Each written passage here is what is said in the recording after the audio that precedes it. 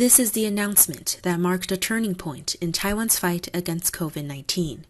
Health Minister Chen Shizhong announcing on May 15th that Taipei and New Taipei cities will have to go into Level 3 alert.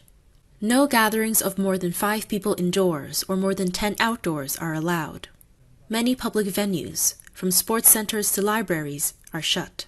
The people of Taiwan did more than the government asked them to. They largely stayed home during that first weekend, emptying the normally crowded streets of Taipei and New Taipei cities.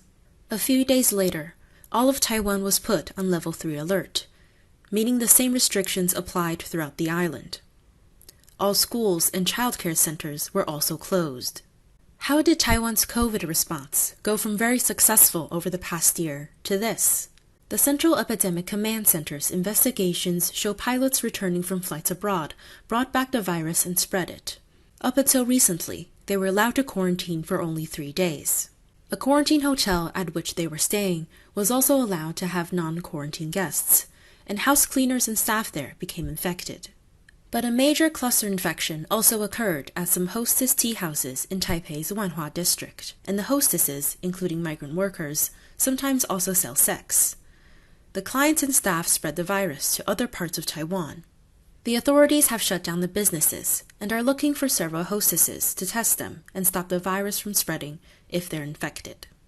President Tsai Ing-wen's administration has been criticized for not obtaining enough vaccines and of the brands people want to take. She says more vaccines are on the way. Some 400,000 additional doses of the AstraZeneca vaccines arrived on May 19th.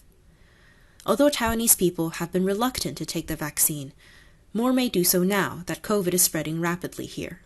But that's still not enough for a population of 24 million people.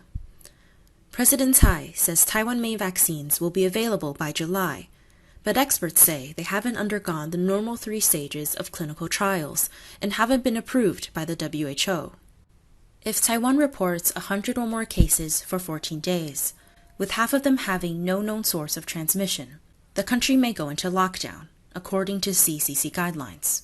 Without sufficient vaccines, Taiwan has to count on the vigilance of its highly cooperative people, most of whom are choosing to stay indoors, sacrificing their convenience, earnings, and way of life to keep everyone safe. CNA, Taipei.